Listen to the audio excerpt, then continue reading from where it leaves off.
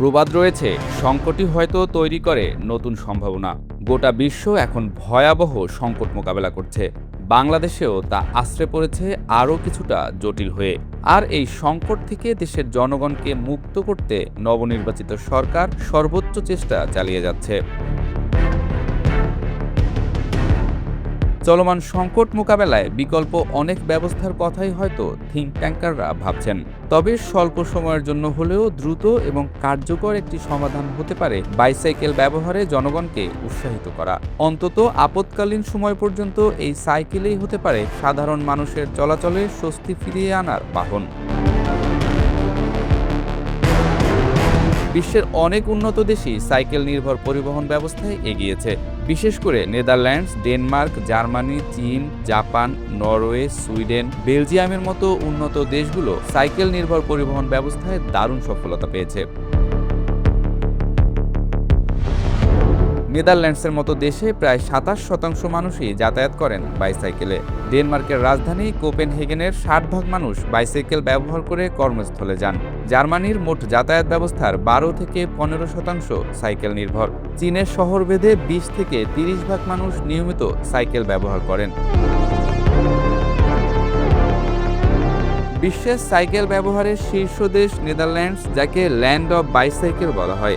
এখানে মানুষের চেয়ে সাইকেলের সংখ্যা বেশি। পরিসংখ্যান বলছে জনসংখ্যার চেয়ে প্রায় ২.৫ গুণ বেশি সাইকেল রয়েছে দেশটিতে। নেদারল্যান্ডসের পর তালিকার শীর্ষ দেশগুলোর মধ্যে রয়েছে ডেনমার্ক, জার্মানি, সুইডেন, নরওয়ে এবং বেলজিয়াম।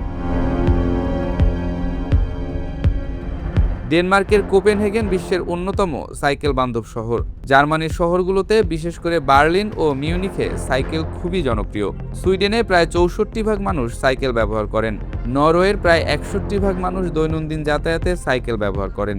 বেলজিয়ামের অনেক শহরে গাড়ির চেয়ে সাইকেলের সংখ্যা বেশি। জাপানেও সাইকেল ব্যবহারের হার তুলনামূলকভাবে অনেক বেশি। নেদারল্যান্ডস এবং ডেনমার্কের মতো দেশগুলোতে উন্নত সাইকেল লেন, আলাদা পার্কিং এবং ট্রাফিক সিগন্যাল ব্যবস্থা সাইকেলের ব্যবহার বৃদ্ধিতে বড় ভূমিকা রেখেছে। বাংলাদেশও এই ধরনের ব্যবস্থা গ্রহণ করলে আপৎকালীন সমস্যা থেকে জনজীবনে কিছুটা হলেও স্বস্তি ফিরতে পারে। বিশ্বের উন্নত দেশগুলো যখন সাইকেল নির্ভর পরিবহন ব্যবস্থাকে উৎসাহিত করছে, সেখানে বাংলাদেশও সেটা করতে পারে বলে মনে করছেন বিশেষজ্ঞরা। কেননা নেদারল্যান্ডস, ডেনমার্ক, জার্মানি, চীন, জাপান, নরওয়ের মতো দেশগুলো দেখিয়ে দিয়েছে সাইকেল শুধু বিকল্প নয়, হতে পারে মূলধারার পরিবহন। প্রশ্ন আসতেই পারে, সব শ্রেণীর মানুষ কি সাইকেল কিনতে সক্ষম? কিংবা একটি পরিবারে একটি সাইকেল যথেষ্ট নয়? কখনো কখনো ৫-৬টি সাইকেল প্রয়োজন পরিবারে পরিবহন ব্যবস্থার বিকল্প হিসেবে। বিশ্লেষকরা বলছেন, পরিবহন ভাড়া বাড়ছে, তেলের দাম ইতোমধ্যে বেড়েছে, সামনে আরও বাড়ার সম্ভাবনা রয়েছে। এই বাস্তবতায় একটি কিংবা একাধিক সাইকেল কেনার বাজেট অপচয় নয়, বরং দীর্ঘমেয়াদী বিনিয়োগ হতে পারে। কেননা সংকট শেষে সাইকেল বিক্রি করে দিলেও বিনিয়োগ পুরোপুরি নষ্ট হওয়ার সুযোগ নেই। তবে নতুন এই পন্থা কার্যকর করতে সরকারকে বেশ কিছু উদ্যোগ নিতে হবে বলেও তারা মন্তব্য করেছেন। ব্যক্তিগত গাড়িতে জ্বালানি সরবরাহ সীমিত করতে হতে পারে, কেবল জরুরি ও সেবামূলক যানবাহনের জন্য তেল এবং পাম্প বরাদ্দ করাও হতে পারে জনগণকে বাইসাইকেলে আগ্রহী করে তোলার কার্যকরী উপায়। সাইকেলের জন্য আলাদা লেন তৈরিতেও সরকারকে মনোযোগ দিতে হবে। সাময়িক সময়ের জন্য সাইকেলের ট্যাক্স কমিয়ে নিম্নবিত্ত থেকে শুরু করে সর্বসাধারণের জন্য সাইকেলের মূল্য নাগালের মধ্যে আনার চেষ্টা করা যেতে পারে।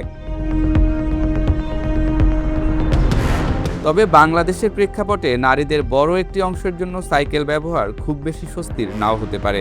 সেক্ষেত্রে মাননীয় প্রধানমন্ত্রী ঘোষিত নারী গণপরিবহন দ্রুত চালুর ব্যবস্থা করা যেতে পারে। সাইকেল শুধু সংকট মোকাবেলার উপায় নয়, এটি একটি স্বাস্থ্যকর ও পরিবেশবান্ধব জীবনধারা।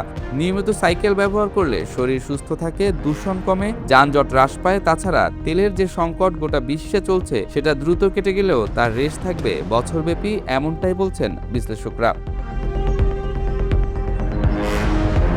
তেলের সংকট হয়তো একদিন কেটে যাবে, কিন্তু এই সংকট আমাদের যাতায়াত ব্যবস্থা কতটা টেকসই তা নতুন করে ভাবতে শিখিয়েছে। তেলের উপর নির্ভরতা কমিয়ে বিকল্প ভাবনা এখন সময়ের দাবি, আর সেই দাবি থেকেই আপৎকালীন সমাধান হিসেবে বাইসাইকেল হতে পারে পরিবর্তনের নতুন সূচনা।